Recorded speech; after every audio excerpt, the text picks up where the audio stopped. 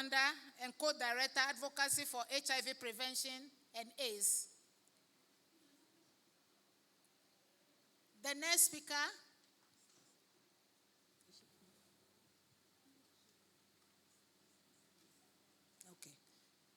So she will be sharing and going to be part of the discussants. Our own Professor Nkandu Lu from SWAA International. They are the founders of SWAA International so many years ago. So many years ago, the most experienced people in the HIV sector. So many years ago, very active, still active. And our own Prof. Sheila Tew, do you know her? She's another wonderful woman. These are the founders of SWAA International. Around 1999. Shall we clap for them? And they are still strong. They are still strong. And the wonderful woman who has been active, Dr. Eka Williams. You will see them. These are the people who started HIV in the world, especially Africa, and to bring us where we are. The young people are looking at them. These are the voices and advocates of HIV in the world. They are the wonderful people sitting here. Thank you very much. We are so grateful to have you here. Thank you. So I'm supposed to be doing the moderation. So maybe I will hand over to you to do your quick introduction before I start the moderation. Thank you. Quick. Hi, my name is Lilian Moreko. I am with the International Community of Women Living with HIV in Eastern Africa, but also with the African Women Prevention Community Accountability Board. Good morning, everyone. Good morning. All right. Thank you so much, Chair. My name is Yvette Raphael. I am the Executive Director of Advocates for the Prevention of HIV in Africa, the Chair of the African Women's Prevention Community Accountability Board. But here, as my comrade and sister said, I'm also the community chair for programs for SWAA, for ICASA. So if you have any issues with how the community program is running, please reach out to me so that we can give that feedback. It's important that communities are at the center of these discussions. Thank you. Thank you very much. As was introduced, I'm Professor Nkandu Lu from Zambia. I'm from the Global One Health Institute in Zambia. And I will not spend time saying much, but for the sake of this particular conference, I was the first Secretary General for SWAA. And when you talk about many years ago, SWAA was formed in 1989, but mobilization started in 1988. And for ICASA, I was the first Vice President of SWAA. Shall we clap for them? Good, great. So that gives you an idea of where we are coming from. But I've held many other portfolios in the world. You'll get to learn about me later. Thank you. Thank you very much.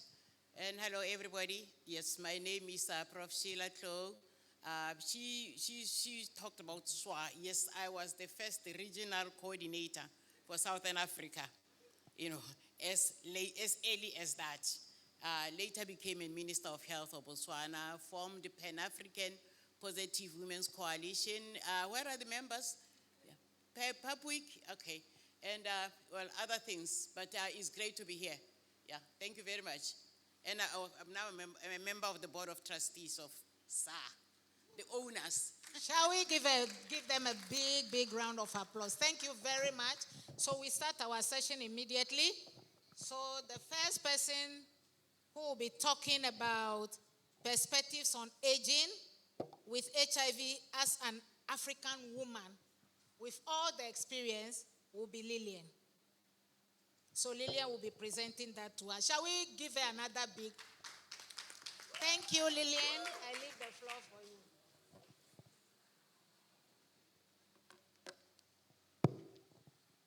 Okay, thank you very much.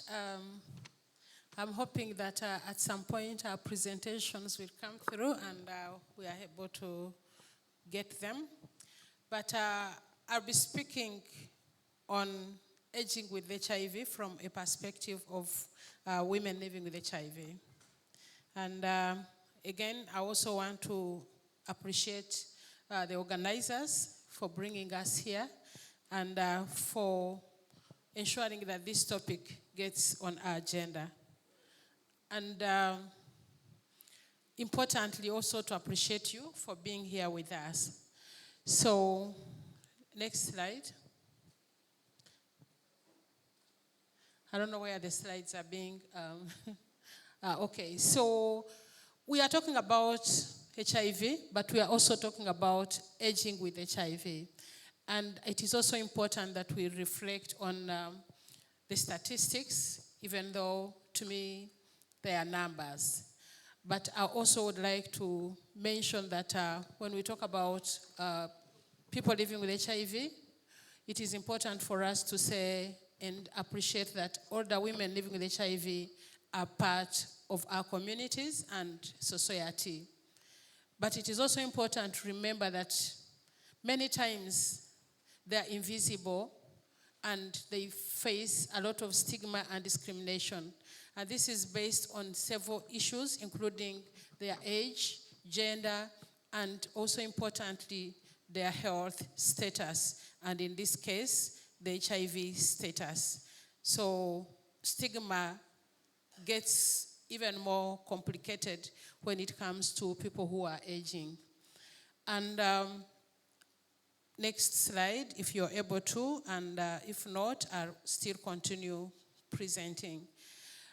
I would like to, especially to the young people in the room, and thank you for being with us, to mention that when we talk about aging with HIV, there are so many characteristics that I would like to share with you.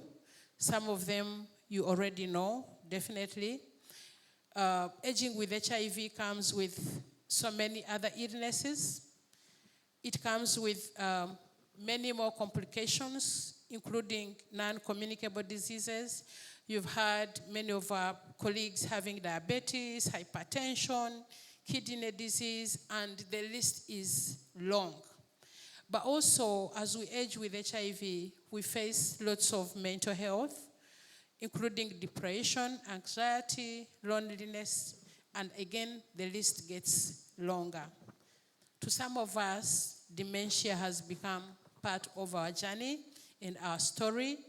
And as we engage with women living with HIV, especially those who are aging, but also who are having children who are HIV positive, there's a lot that goes on that they are dealing with. The other issue that we have found and that is becoming common, especially with women who are aging with HIV, is that actually their aging doesn't follow the definitions of age.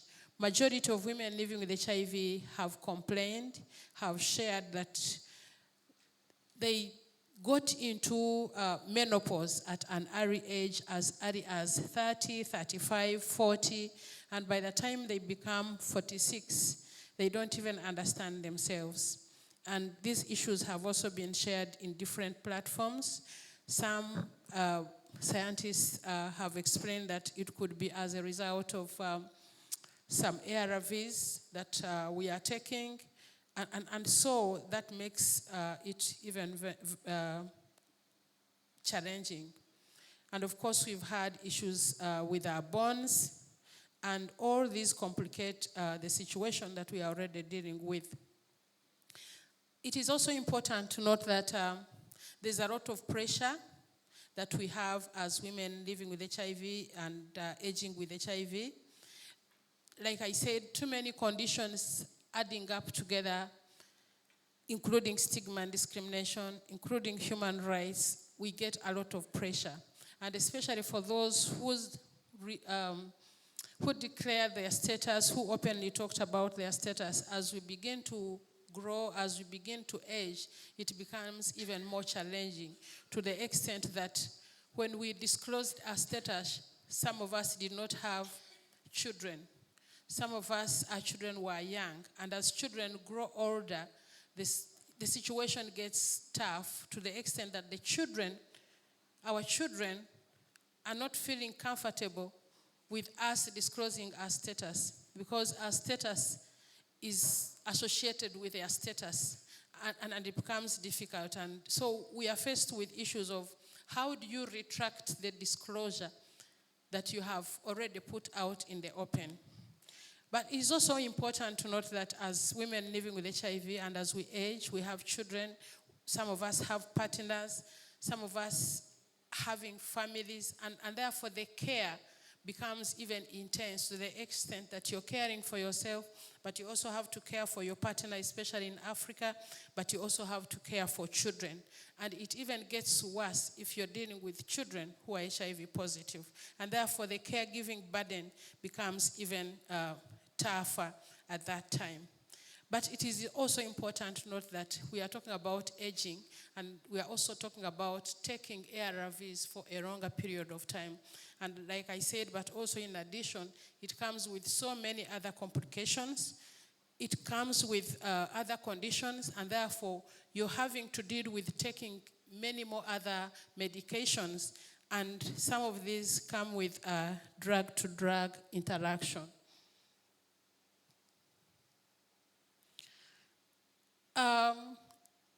During the work that we do as the International Community of Women Living with HIV, one of the things that has come to our attention from women aging and living with HIV is the fact that as they get symptoms of aging, like I mentioned, for example, you get into menopause at an early time, it comes with other complications around sexual reproductive health and rights. And some of our members have come to us to say they are no longer able to perform their sexual reproductive health rights as it should be.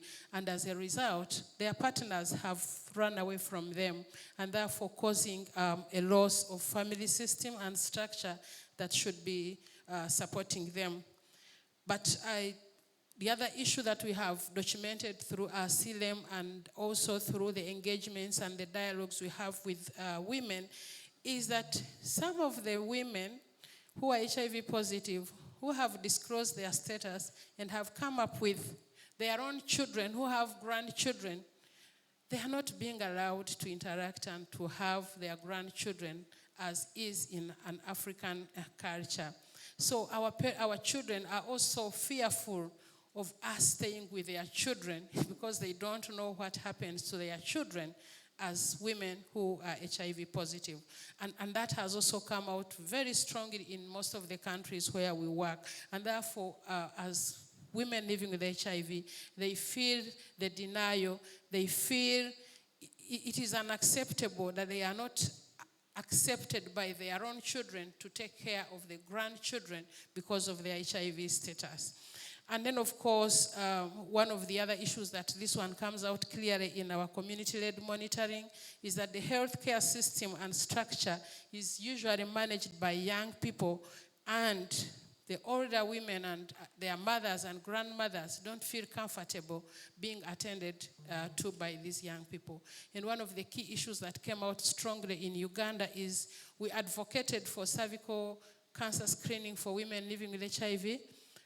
And when the service came, it was not acceptable. And when we interrogated further and when we engaged, we realized that the women who were being attended to feared to be seen by their children, the younger generation, as they did the cervical screening. And therefore, that is also an issue. And of course, as we all know, as we grow older, we tend to not be prioritized. We seem to be seen like we don't have anything to offer anymore. And in terms of representation, in terms of engagement, women living with HIV start being sidelined in the name of we don't have anything much to offer. And therefore, the contention between young people and older people gets into the question. And therefore, we need to start looking at how do we create an intergenerational consideration for both the young and old. So in terms of actions, if we can get to the next, in terms of actions, there are so many things that we think can be done, but we propose that there needs to be some kind of treatment literacy that is targeted at the needs of women aging with HIV. And we also strongly feel that there needs to be stigma reduction programs, including peer support networks, reaffirming or affirming women as sexual and rights people across their life course. And therefore, women living with HIV should be seen as people all through without being looked at from, especially when they get old. And then we also think that data and leadership, including age and sex disaggregated reporting, should be taken into consideration. But importantly, we need to have a holistic approach that addresses the biomedical, behavioral, and social factors that are critical for optimizing health and quality of life for women aging with HIV. It is also important, especially that we get into the integration frameworks for delivery of services, that healthcare providers are trained and given enough information from a human rights, gender, community, but also importantly, aging with HIV, so that when they provide services, they take into consideration all these issues that women living with HIV are faced with, including to the extent that sometimes you get in a facility and you have been open about your status, and then you're being asked, but if you've been open about your status, now why are you feeling like you're stigmatized? But during the life course, like I said, things change and you feel like you also need to change. Of course, economic empowerment and social protection programs. I think this is one of the things that SWAA can look at in terms of how do we ensure that, especially women living with HIV who have been into care as peer educators, they are no longer working, so what is going to happen to them and how do they manage through the economic situations? We also strongly feel that we need to have some kind of sexual reproductive health and rights support. And how about thinking about hormonal support so that this also can contribute to HIV prevention? Because if women are struggling sexually and they are not able to have hormonal support or anything that supports their sexuality, then it could be an issue in terms of prevention. And then we need better laws and policies. And then we need to have some kind of accountability in terms of how we take into consideration the needs and priorities of women living with HIV. And lastly, I think the last slide is for me a call to action to all of us and Society for Women in Africa.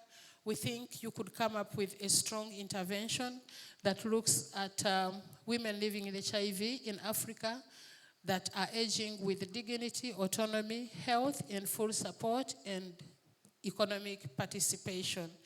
And I think this is an area that is gray. Nobody has gotten into it. And this could be what you could offer as feminists, as women, to your fellow women. And I want to end here and thank you. Shall we give a round of, hello, shall we give a big round of applause? Thank you very much, Lillian. We are so grateful. I think she rightly hit it very hard. One that touched me as an African woman is the one that they are women living with HIV as they grow old, they are not allowed to touch their grandchildren. Can you imagine as an African woman? Can you imagine your own blood? So I think that one, I don't think is something we should really accept, we should advocate. Because these are the joy of having a grandchild is that psychologically, how can they prevent me from touching my grandchildren? Thank you very much for this important one.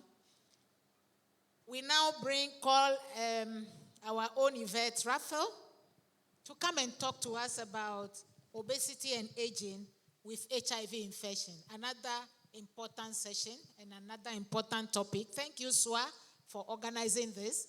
We listen to Yvette. Shall we welcome her with a big round of applause? Thank you. Thank you so much, colleagues. And this one is something I first of all want to say to all of the women on the stage. Thank you for not being only the first.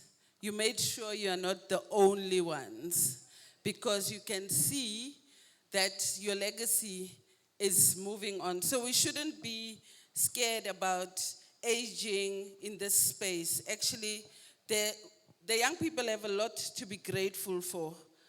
I'm going to talk about HIV, people living with HIV and obesity, because I turned 50 in February. And instead, I know I don't look 50, right? And in February, just a few days after my birthday, instead of going to a holiday, getting a big gift, I was surprised. The next day, I couldn't wake up. My whole body was sore, inflamed. I remember calling Lillian and saying, my friend, I'm not okay. I don't know what's happening. And I went to the doctor. I thought the doctor was going to tell me something nice, just take painkillers, you'll be fine, you work too hard, which we all know I do. But she said, we're going to have to run some tests, because you look physically okay, but everything is wrong with you. And we ran some tests, and as a person living with HIV, I'm just used to them drawing blood, viral load, CD4 count, undetectable. And the nurses never call me at my doctor, because I look after myself. And when her receptionist called me and said, you need to come and see the doctor, immediately I said, what's wrong? Am I detectable? She said, no, come. When I got there, the doctor diagnosed me, said, Sissy, you have diabetes and you have to start the treatment today. Type 2 diabetes, and you have to start metformin. I tell you something about hearing these words and things, you think it's very far from them. So I said metformin, but I was teasing my mother the other day about metformin. This medication, it was seen for old people. Never did I think it would be me. And as we went through this consultation about me being obese, because I usually thought obese is big people, weight, etc. No. And we spoke about my diet. And she said, what do you eat? And I told her, I'm from Limpopo. I eat a lot of pap, a lot of potatoes, bread. She said, very wrong, don't do that anymore. How? She asked me, how do you cook? I explained to her that I fry everything. You've been in Ghana, the chicken, it's all fried, right? She said, stop doing that. Oil, what do you use? I said, I use fish oil. She said, no, ma'am, please, please, please, start thinking about avocado oil now. How do you fry a fat cake or a bok with avocado oil? But the one thing that got me was my favorite, Coke. Everybody who knows me knows I love Coke. It is my safe space. After everybody made me angry, I will take a cold glass of Coke and forget about all my troubles. And she said, you should never, never, never drink Coke again, because it can spike your sugar so high you will die. How? And now, my kids were very young when I was diagnosed with HIV, and it was easy to explain to them, because they saw me in this HIV field, brave, the lady talking openly, and even telling people about HIV. And When I told my kids what I had now, the new diagnosis, they were like, "Are you going to die?" And the first time since the 25 years, 26 years of living with HIV did I feel it. So, in trying to bring my family and kids into it, I basically made a big note, a big poster, put it in the kitchen wall to say, "Guys, the food that I love is now trying to kill me." Why did I do that? Because food for us as Africans is our comfort. It's our place of showing you wealthy. If you don't have 5 meats as an African on your plate, you are not wealthy. If you are not big in Africa, the first thing I will say, "Lillian, are you okay?" And remember, also, we have that stigma. The first thing, as I'm in an African space, so I'll say this. The first thing when we see each other is, "You've lost weight, Sis Sheila. You've picked up weight." It is just in those things. So I want to say, maybe we should start thinking around how we greet each other after we see each other for a long time. Because my losing of weight, for you might be worrying, but it's good for me. So I think when it comes to obesity and HIV, there is an intersection, because if you do not know, the medication that we take all the time actually adds to the obesity. It deposits fat in all of the wrong places, and now we end up having to take care of ourselves. I wish I took Dr. Manto Shabalala Msimang a little bit serious. How do I incorporate the beetroot, the garlic, and the ginger with my ARVs? So what we need is a multidisciplinary approach, a teams-based approach, because we need support. It's not something that you can do on your own. If you have diabetes, type 2, type 1, you need people to understand around you about this new thing that's happening to you, so that it's almost like an encouragement and not a judgment. As I mentioned, the doctor said I must stop eating pap. I'm still stressed about it, but I don't eat it, because we need to remember that we must take in very minimal processed foods. I say this because my diabetes didn't start in February, Lillian. It started as a child by eating pap. Remember how they used to feed us the pap?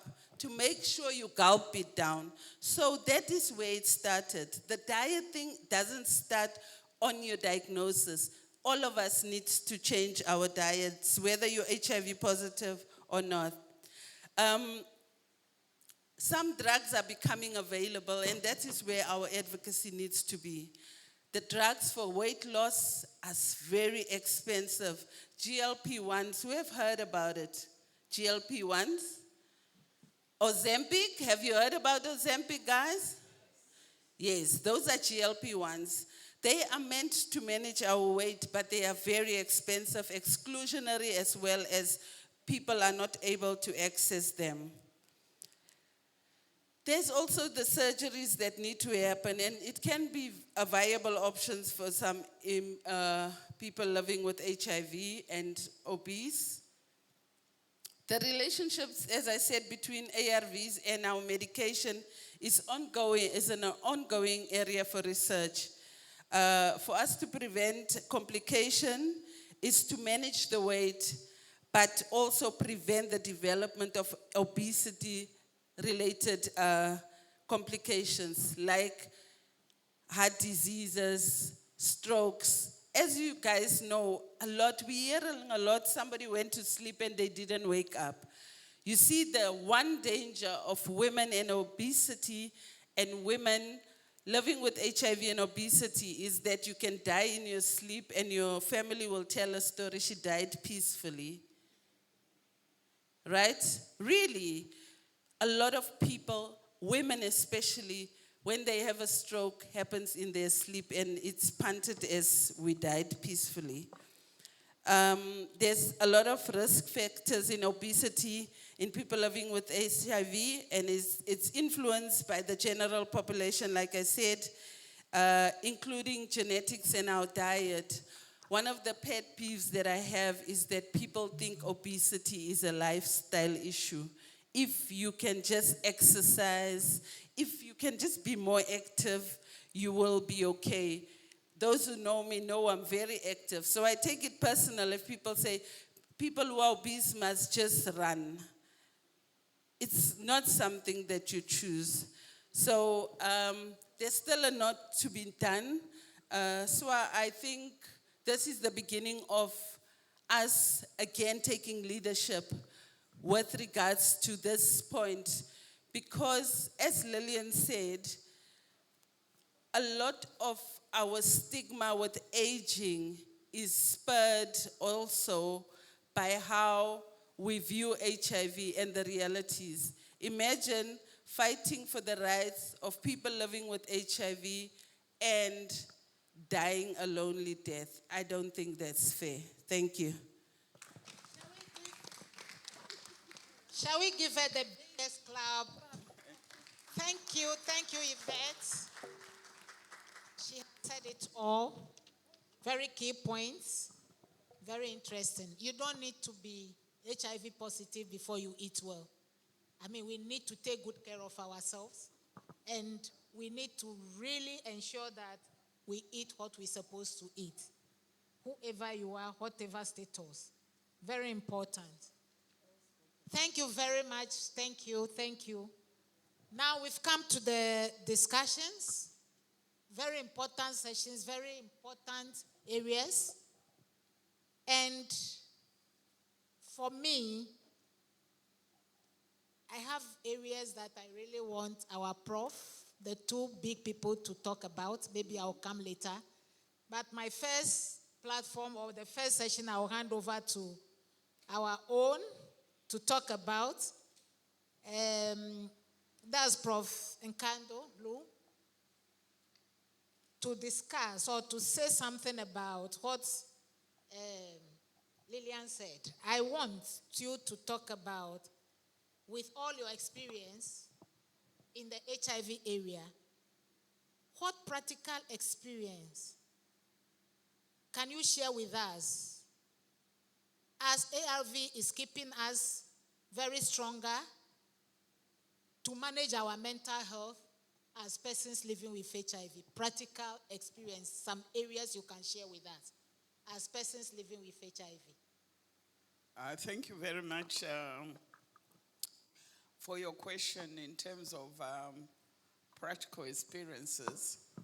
And I'll use some of the areas as I have been working in a facility where women per se, before even HIV, have always been stigmatized by nature of just them being women.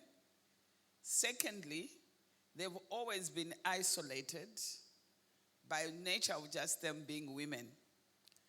And a lot of women, even without HIV, do have a lot of issues around mental health.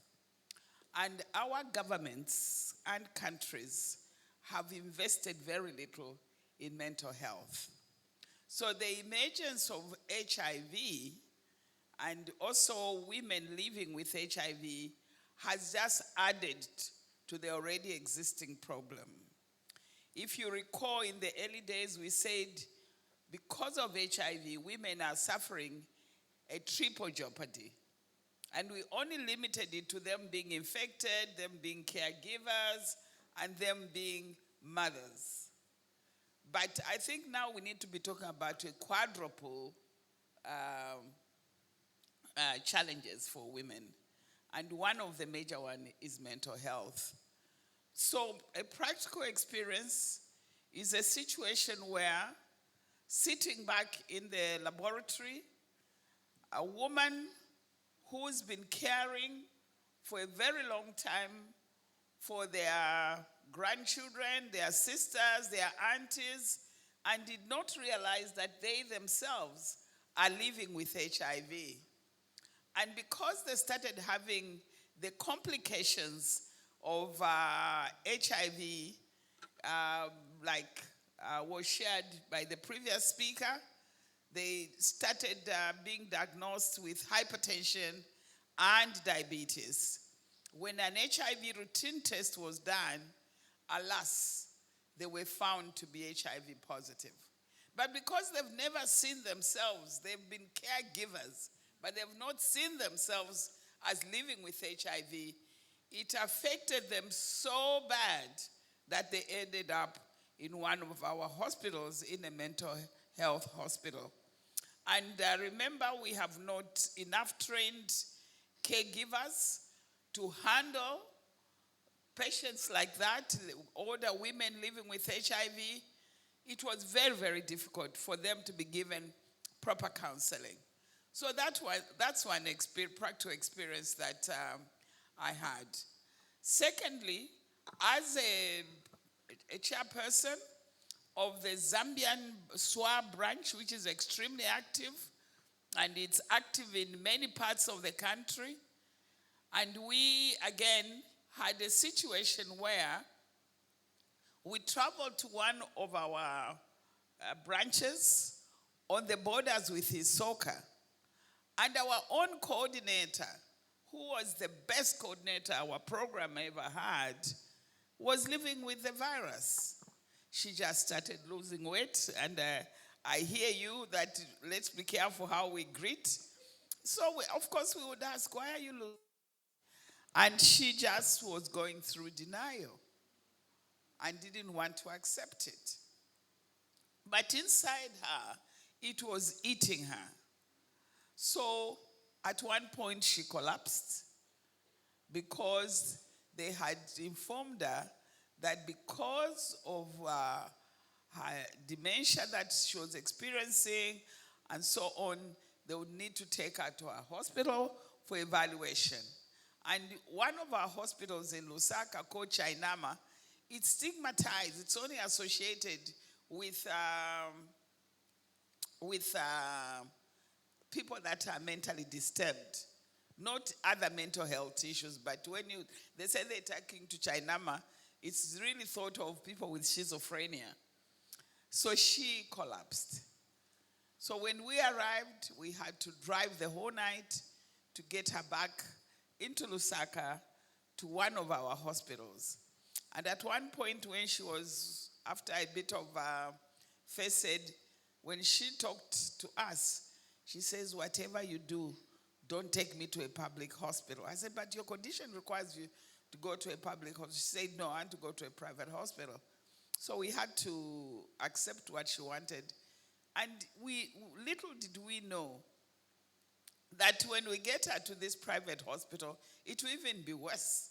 Because now they started talking about all the things that she was scared of. We ended up losing this girl because she lost hope. She just, getting better requires your willpower as well. So when you lose hope and you just don't want to fight anymore, you end up ending up with what we ended up losing this child, this young lady. I want to say that the topic we are discussing today is extremely important. And I think we need to take it very seriously because we are losing older people because of stigma, which affects them mentally, and some of them end up not even going to the hospital because they are worried about their surroundings and the isolation that they are suffering. So I want to really borrow what Lillian said, that this is no time to talk about older people. This is not time to talk about young people. This is time to come together, because whatever affects young people, it's even worse for older people. So if we come to the table together and even whatever resource we have, intellectual, financial, emotional, and otherwise, we can do great things for Africa. Ooh, thank you very much. Shall we clap for her? Thank you, thank you, thank you. Thank you very much. I mean, it's telling you what they did when they were young like us. Very experienced, very practical, and really telling us this. Thank you very much. I'm now going to our own Prof. Sheila. Lillian talked about intergenerational dialogue or engagement. And she also talked about it. Now, Africa is young. And yesterday we saw the statistics. Many young people are getting infected with HIV, especially adolescent girls and young women.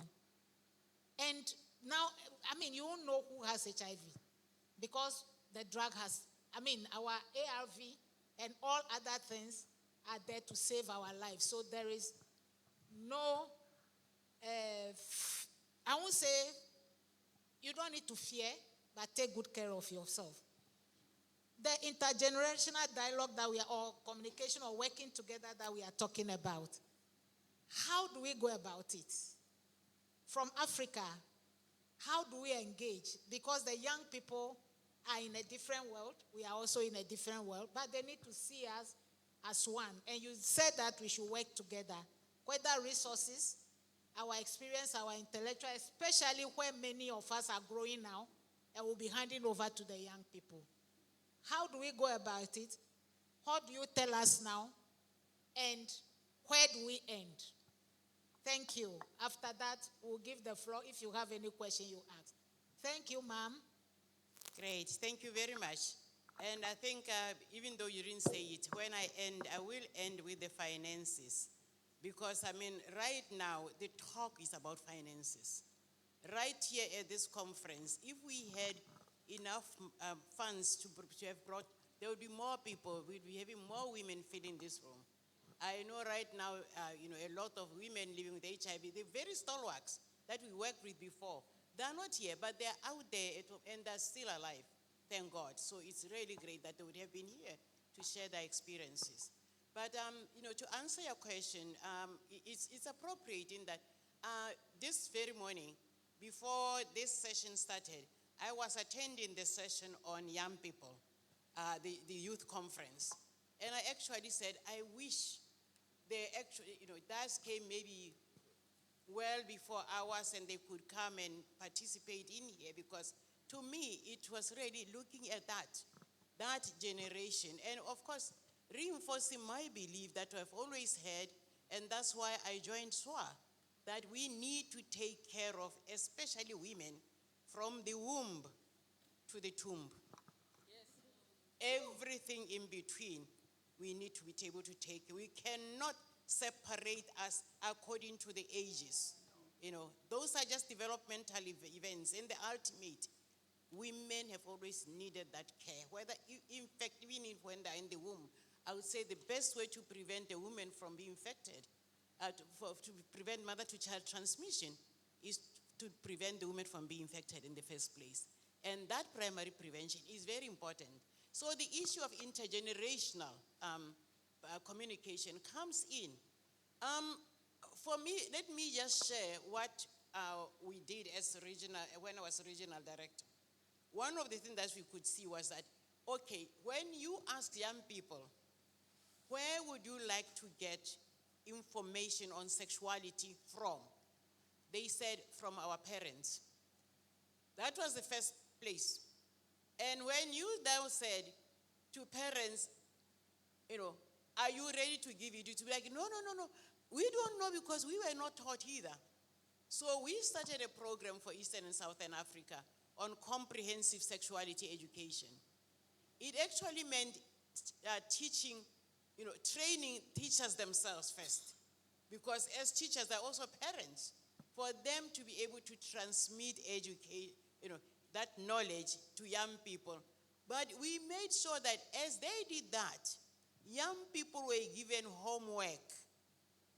And in every country that we visited was to also talk to the parents to say, this is between you and the teachers.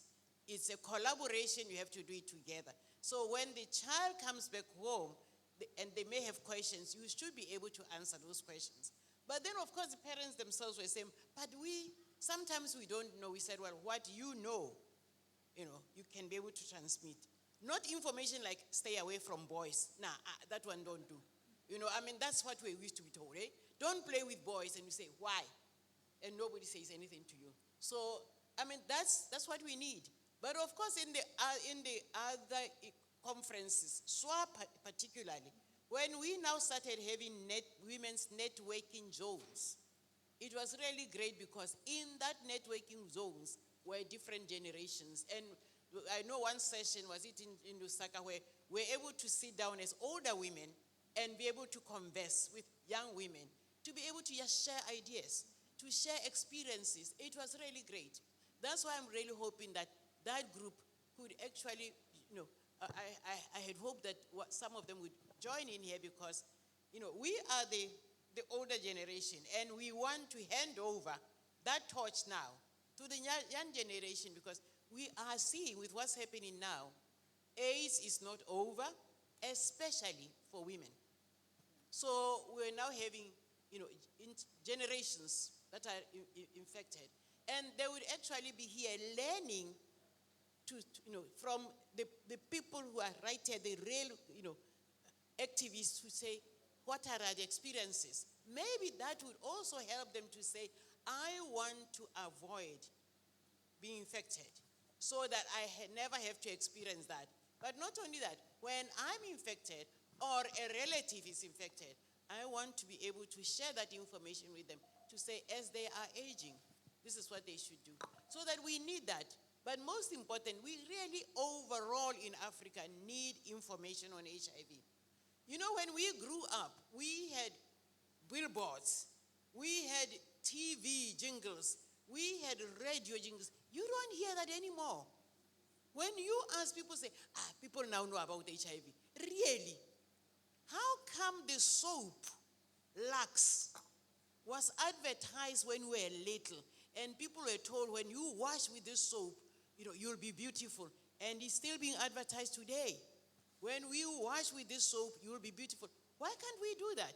Every year there's a new generation of people that are entering the sexual debut.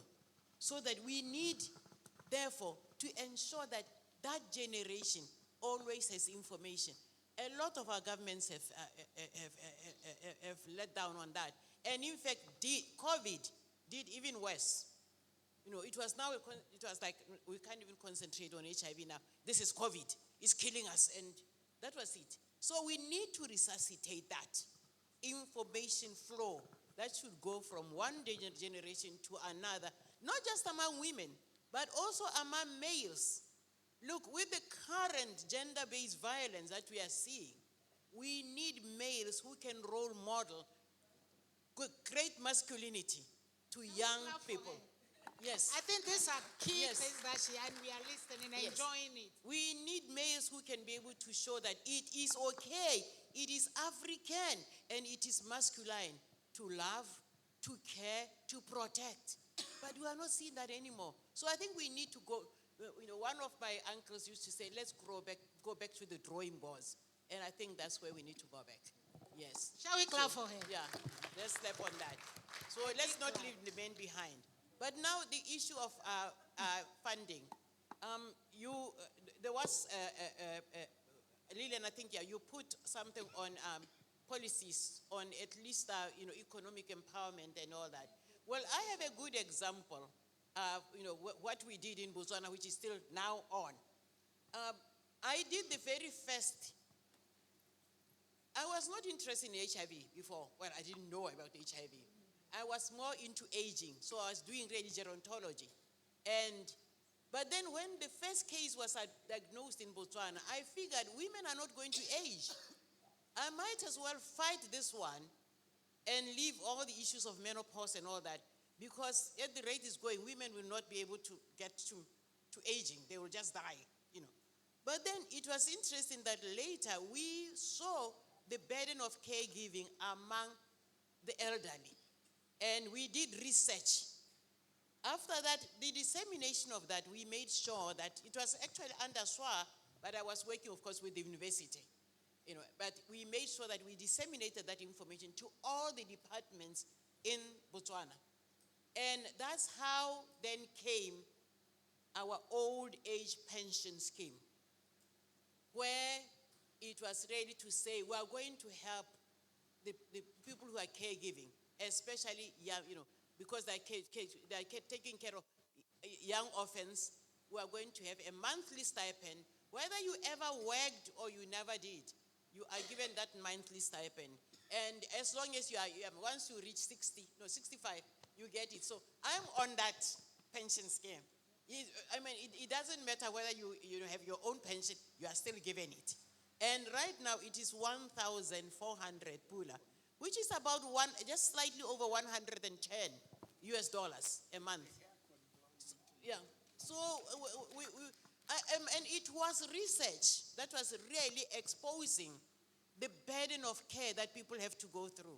And I think with that, under SWAA, we need our countries to actually document and expose what is happening. Maybe we'll have governments that will listen to be able to say, well, maybe every month we need to at least give a stipend. That would help be a part of economic empowerment. As it is when I'm talking to you about Botswana, people who are now aging, living with HIV, who are now taking care of, at least every month they are getting that. And they feel very empowered. Sometimes they're the only people in the home who are getting that kind of money. So I think we can do that. Thank you Shall very we much. give her a big clap? In fact, the time I joined SWAA was 2000. And my first meeting I attended was in Senegal. That was 1992, very little. I was a very little girl. And I saw this smart, special women really doing. In fact, that was something that has changed my life. And can you imagine the work these people, these women, these professors have done on HIV in the world? All of us, these are the powers. And that time, Ghana was also starting. And in fact, I still dream about the work that SWAA has done in Africa. And it is something, legacy, they have really left a big legacy. And if we give them the opportunity to speak today, we might be living here at 5 p.m. Because they have all, and they have made the HIV space what it is today. Shall we give them another big cloud of applause? These are the people that we need to really hold very high and talk to them, learn from them, and they are very experienced. Their strategies have made the world what it is, especially Africa. Thank you very much. I'll open the floor also. If you have any question, you can ask now. I think we will have this discussion up to 12. If you have any question or you want to learn from them, they are here. These 4 people, when you talk about HIV in Africa, this is where you will get it. And the work they have done, the grassroots work, from country to country, the whole world, all over. Any question, please, from the floor? No, we have time. Any question? Please raise your hand. We'll give you the floor. So I will start from our first speaker. Please give the mic. After that, we come to you. Thank you. Thank you. These are the people. I still remember my days. Hi, my name is Marcia, and I just want to say thank you to the panelists for everything that you've said and everything you've done and what you've shared. We've all learned from you. You've been my teachers, and I really appreciate hearing from you. I have a question, and it's just been something that has been just going over and over in my head. As you were telling stories, I'm thinking about we have stopped social messages around HIV. People think it's over. Women don't see themselves in the epidemic anymore. And I'm curious to know what you think we need to do to raise awareness that we are still in this epidemic. We talk about getting to 2030, but I still remember when you could come to a crossroads and there was a big sign somewhere that was communicating to everybody that went by that sign about HIV. How do we get the simple messages together to get them out to people, especially women? Okay, thank you very much. Shall we clap for this question? I'm going to tell you someone who has developed a lot of BCC messages, and her name has, everybody in Ghana call her Auntie BCC. She's sitting among us.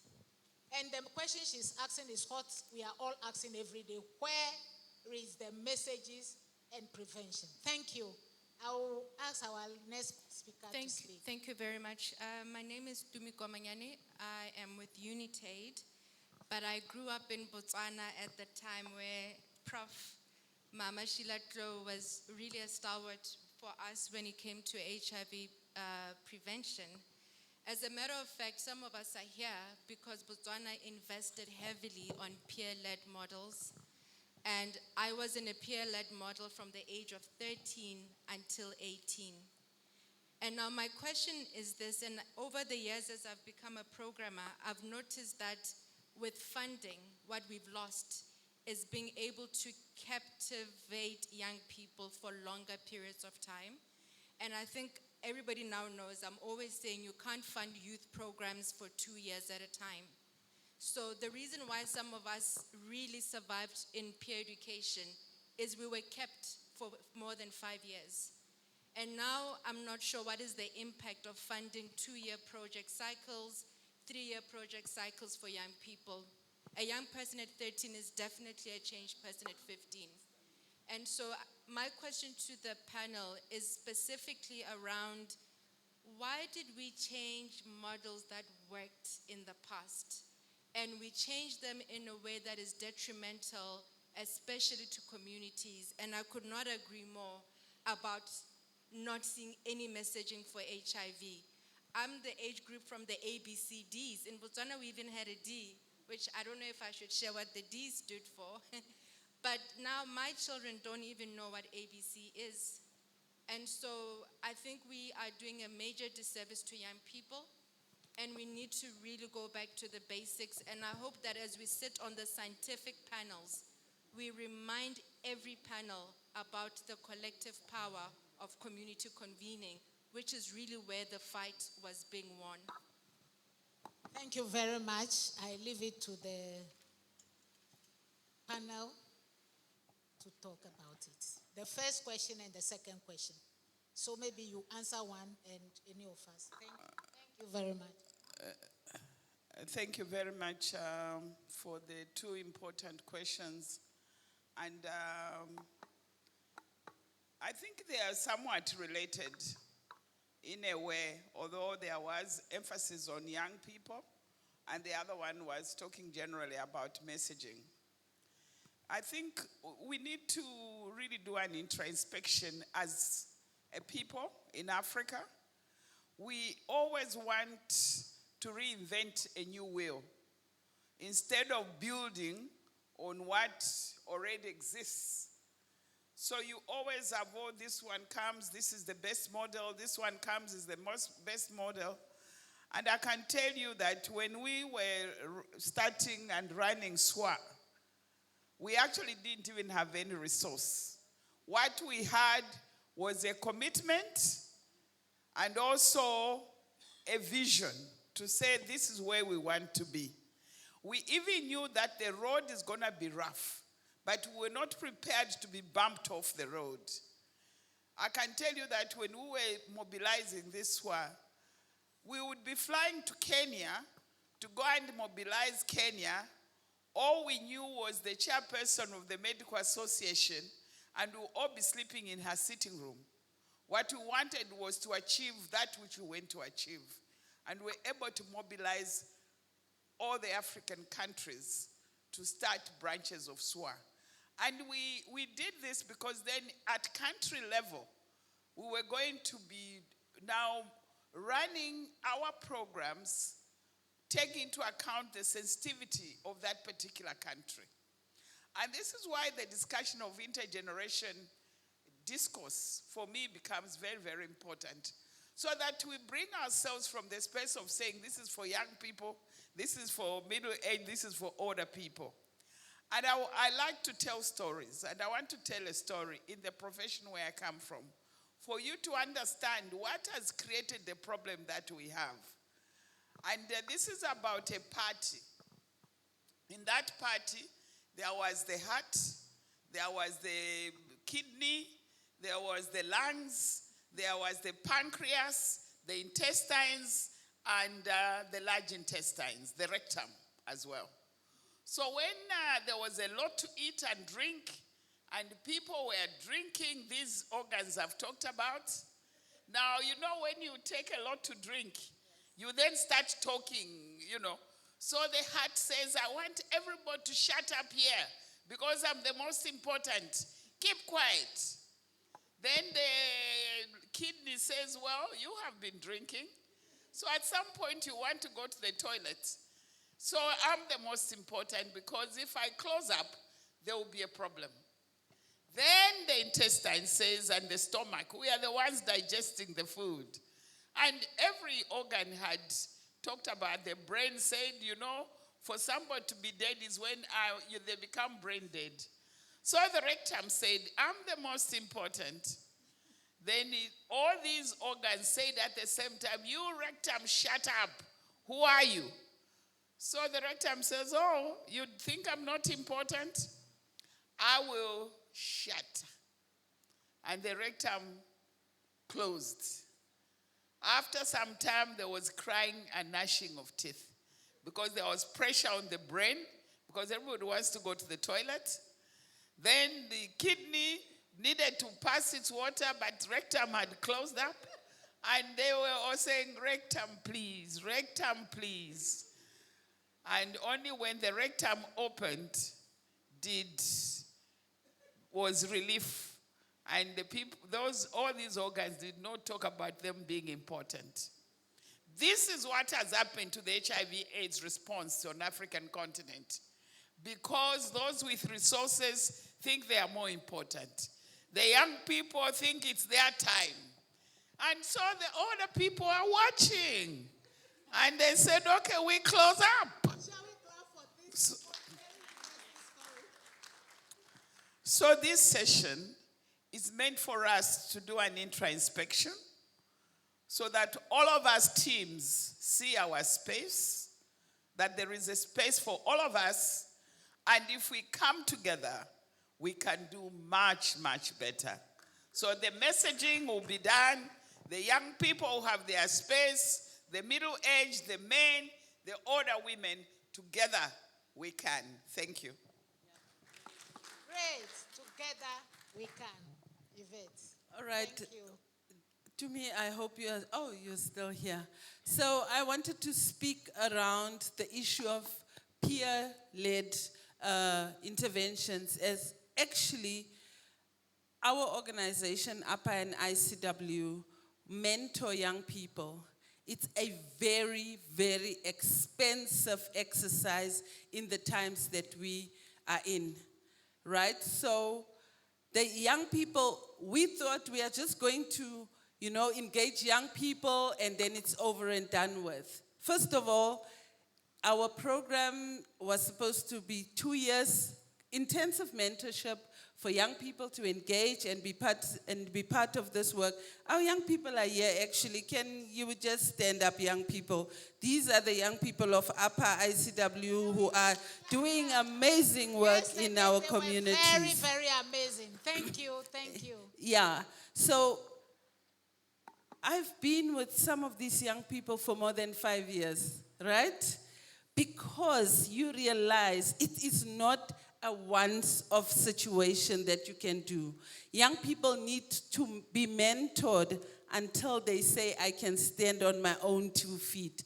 I can start my organization, or I'm okay, I can mentor other young people. So it's not easy. The funders want it to be 1 year, 2 years, but at APA, and ICW, we find funding. I call myself and Lillian the sex workers for working for young people, because we are taking funding from any source to ensure they are engaged. And, you know, young people want to be recognized as well. So when we create these spaces, they are not here just to sit and listen to us, but they also take up the space and speak on their experiences. But I think funders need to rethink how they fund us so that we have long-lasting impact. At Upper, you come a ground force, a champion, and then what else? Now you are the alumni, and you are just doing your own thing. So we need to encourage funders to know that it's not once off. And if it's once off, take it, but ask next door. Thank you. Great. Thank you very much. Thank you. We are getting closer to our session. I will give you the mic for your last words. Very important session. I wish we do this for 2 hours. Very interesting, very experienced people, the experts in the HIV response, not from Ghana, but from different countries in Africa. They have worked all over Africa and the whole world. Lillian, your last words before I bring in our big mama. Yeah, just appreciate Professor Sheila, what you mentioned, because we are testimonies to that. I got into this business when I was 24. I'm now 56. So it's been a journey of going through all these issues, and they have not ended. And therefore, no one should be looked at that one point. We have to be seen at all points of our lives. Great. Shall we clap for her? Thank you, Lillian. Yvette. I think most importantly is that we should know that we have Ubuntu at the core of us, which is humanity. And a woman or a person is a human throughout their lives with many intersecting issues. But if we do it together, like Prof. Chloe has said, we will get to make this journey much more easy for all of us. Thank you. Mama, big mama. Thank you so much. I just want to add to the many issues that we've raised around this table that HIV does have a human face, also has a female face, and also the fact that together we can. So let us mobilize ourselves in a seamless manner so that we can achieve that which we want to achieve. Thank you. Thank you. Together we can. Yeah, thank you very much. Well, for me, I want to just pay tribute to the ladies, Professor Luo and the other ladies who have been in the AIDS. We have been in the AIDS response for more than 40 years, guys. 40 years. 40 years. That's what we 40, spent. shall we clap? 40 years in this response. We had not banked on that. We had thought this is a passing thing. In 10 years, we'll be free to do something else. And we are seeing ourselves aging in the AIDS response. So it's ready to say we can do it. Let's join together and ensure that our generations continue, because we need to get rid of the epidemics of HIV, TB, and malaria, and they affect women more. So let's stand up. Thank you. Thank you. Shall we clap for them? A big clap. We will take group picture before Dr. Eka William will come to close us. Another Methuselah. She was very young, but very passionate. These are the people who found SWAA. I still remember. After that, she will give us the closing.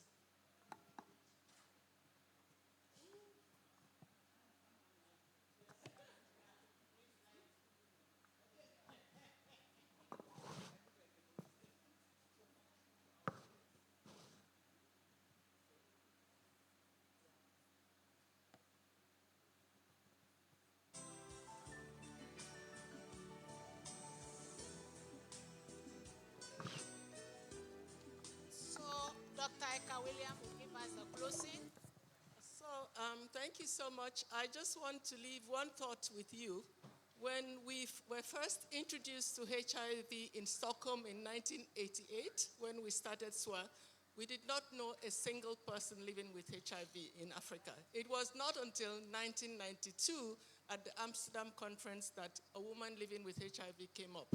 So you can see that from that time, we were able to see that HIV will be an important and key issue for women and girls on the continent. And it is interesting to see how this has evolved. So as Yvette said, this is the beginning of another phase of leadership for us, addressing the issues of aging with HIV in Africa. So I want to use this opportunity to thank everyone for coming here, our panelists, our presenters, and please keep in touch, and we are looking forward to working with the younger generation. We haven't retired, we're still full of energy and purpose and commitment. So please join us and we will join you. Thank you. Shall we clap for them? Thank you very much for participating in this. They are around, please ask them questions. Let's continue learning from them. Very important people in the HIV response. Thank you, thank you.